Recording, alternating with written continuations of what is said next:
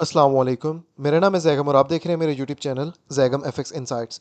आज हम करने जा रहे हैं गोल्ड की डेली फोरकास्टिंग जो कि होगी 21 मई 2026 थर्सडे के लिए। तो आज की वीडियो में हम देखेंगे कि for the upcoming day gold की कमिटमेंट क्या रह सकता है, मजीद हमें किन किन एरिया से मार्केट में बाइंग और सेलिंग देखने के लिए मिल सकती है। तो वीडियो कंटिन्यू करते हैं। अच्छा, प्रीवियस एनालिसिस के अंदर हमने जो है वो गोल्ड के अंदर बाइंग की ही बात की थी और मैंने आप लोगों के साथ ये चीज़ डिस्कस की थी कि माइट भी पॉसिबल कि अपकमिंग डे के अंदर क्लोजिंग हमारे पास यहाँ पर नीचे हुई थी, तो हमने बात की थी कि अपकमिंग डे में गोल्ड जो है वो यहाँ की अपर लिक्विडिटी लेने के लिए आ सकता है। 45 हमारा जो है वो टारगेट रहने वाला है। हमारे पास यहाँ एक जोन था उसके ब्रेकआउट के बाद। ठीक है, तो ये चीज़ें हमने सारे सिनेरियोज जो हमें डिस्कस किए थे। इवन कि हमारा जो सप्लाई डिमांड जोन है हमने ये भी लास्ट वीडियो के अंदर डिस्कस किया था। और आज का दिन जो है वो मार्केट ने हमें वैसे ही परफॉर्म करते हुए दिया है। यहाँ पे प्रीवियस एनालिसिस के जो है मैंने वो एरियाज डिलीट कर दिए थे। Anyways, for the upcoming day जो गोल्ड के अंदर अभी स्टिल मार्केट के अंदर मुझे जो नज़र आ रहा है वो बाइंग नज़र आ रही है। और माइट भी पॉसिबल कि कल का दिन हमें फिर से एक शार्प मूव बुलिश साइड का मिले। लेकिन अगर अगर अगर कल का दिन मार्केट हमें डिप दे जाती है, क्योंकि कल का दिन हमारे पास एक कह लें कि अब डिसीजनल डे होने जा रहा है कि मार्केट फिर अगले 2 दिन क्या करेगी। यानी कि अब ये कह लें कि थर्सडे और फ्राइडे के जो हमारे अपनी अपकमिंग जो दोनों डेज हैं वो थोड़े से मैनिपुलेटिव रहने वाले हैं।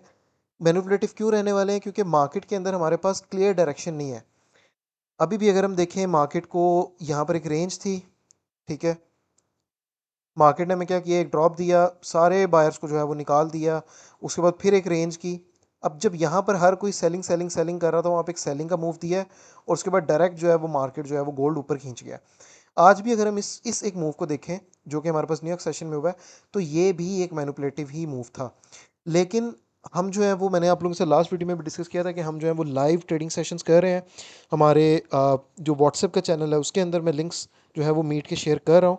तो आज के दिन हमने ये अल्हम्दुलिल्लाह से बाय की पोजीशन भी ली थी गोल्ड के अंदर। और सेकेंडली हमने जो है वो गूगल मीट हमारे जो लिंक्स थे, लाइव ट्रेडिंग सेशन भी जो है वो हमने किए हैं। अगर आप लोग भी हमारे साथ लाइव ट्रेडिंग सेशन करना चाह रहे हैं तो इस ग्रुप का जो लिंक है वो आप लोगों को बायो में मिल जाएगा। अगर आप लोग टिकटॉक पे देख रहे हैं तो टिकटॉक के बायो में मिल जाएगा। यूट्यूब पे वीडियो देख रहे हैं, यूट्यूब की बायो में जाएं, वहाँ से व्हाट्सएप का नंबर आपको मिल जाएगा। उस पर कांटेक्ट करें और सिंपली आप हमारे इस ग्रुप का कम्युनिटी का हिस्सा बन सकते हैं। एनीवेज, बाइंग की जो है वो हमने ग्रुप में भी अलहमदिल्ला से अच्छी ये ट्रेड पकड़ ली थी बाइंग की। तो बेटर यही रहता है कि जब हम साथ बैठे होते हैं वहाँ पे हमें ज़्यादा से ज़्यादा चीज़ें क्लियर होती हैं। आज का दिन मैंने ये मूव भी हमारे लाइव सेशंस के अंदर ही क्लियर कर दिया था कि मार्केट के अंदर न्यूयॉर्क सेशन में बुलिश का मूव आ सकता है। ठीक है, एनीवेज, अब ये जो बाय का मूव आया है इसके आने के बाद हमारे पास जो प्राइजेस हैं वो स्टिल दोबारा से हमारे पास उसी एक रेंज के अंदर आ गई हैं। तो अब हमें देखना ये है कि यहाँ पे मार्केट कल का दिन क्या करती है। वैसे अगर हम वॉल्यूम्स को देखें और दूसरी चीज़ों को देखें तो वो हमें बाइंग बता रहे हैं। सेलिंग का मार्केट के अंदर कोई भी अभी फिल वक्त के लिए सिनेरियो नज़र नहीं आ रहा। ठीक है, और मैं पर्सनली भी आज बायर ही था जिसकी वजह से हमने अपने ग्रुप के अंदर जो सेटअप्स किए हैं वो भी हमारे बुलिश के ही थे। ठीक है, अल्हम्दुलिल्लाह से अच्छे पोजीशंस ली थी हमने। अ, अभी जो सप्लाई जोन्स है वहाँ से हमें रिट्रेसमेंट्स देखने के लिए मिल सकती हैं, लेकिन गोल्ड जो है अभी जो मैं गोल्ड की डायरेक्शन देख रहा हूँ वो बुलिश ही देख रहा हूँ। ये भी पॉसिबिलिटीज़ हैं कि गोल्ड जो है वो हमारे पास इस एरिया को, ये सप्लाई जोन है इनके ऊपर भी बात कर लेते हैं। जो फर्स्ट सप्लाई जोन है हमारे पास वो है 45-41 से लेके 45-47 का एरिया।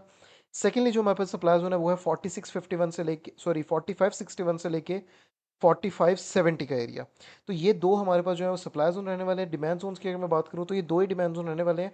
बाकी अगर गोल्ड फिर मजीद इन इसको भी ब्रेकआउट करता है तो फिर गोल्ड हमारे पास फिर नीचे गिरेगा 44-50 तक के लिए। ठीक है, अगर ये वाला जोन ब्रेकआउट हो गया ना दोनों, तो गोल्ड हमारे पास फिर मजीद नीचे आएगा इन लिक्विडिटीज़ के लिए। तो गोल्ड हमारे पास फिर 44-50 तक के लिए टू सेल साइड आ सकता है। और सप्लाई जोन भी ये दोनों ही है क्योंकि इसके ब्रेकआउट के बाद फिर अपर लिक्विडिटी है, ऊपर कोई स्पेसिफिक एरिया नहीं है।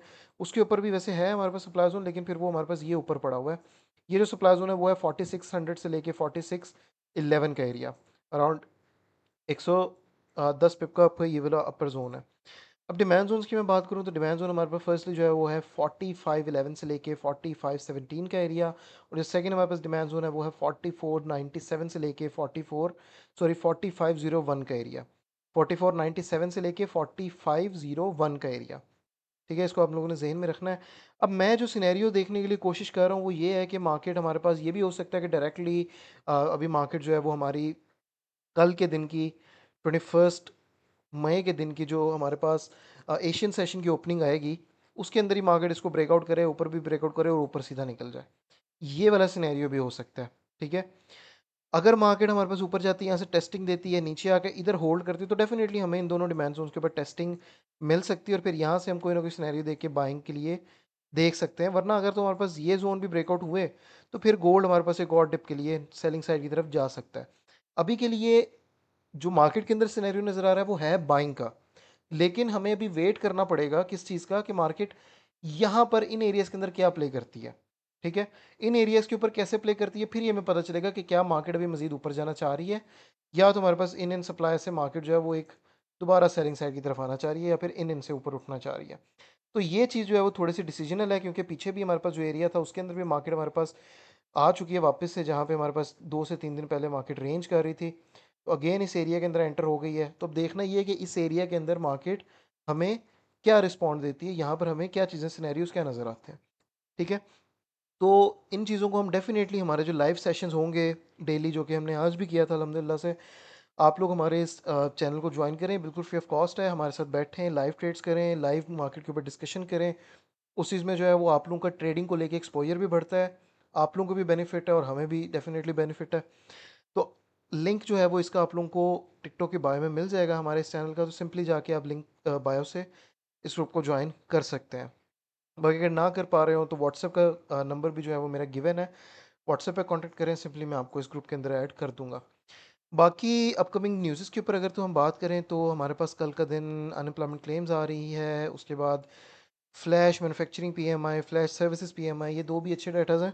तो कल का दिन इन डाटाज को भी ट्रेड करने का जो है वो मज़ा आने वाला है। तो इंशाल्लाह ताला कल का दिन देखते हैं कि मार्केट हमें क्या प्रॉफिट्स देती है। आज का दिन तो हमारा अल्हम्दुलिल्लाह से एज़ यूजुअल प्रॉफिट में क्लोजिंग की है।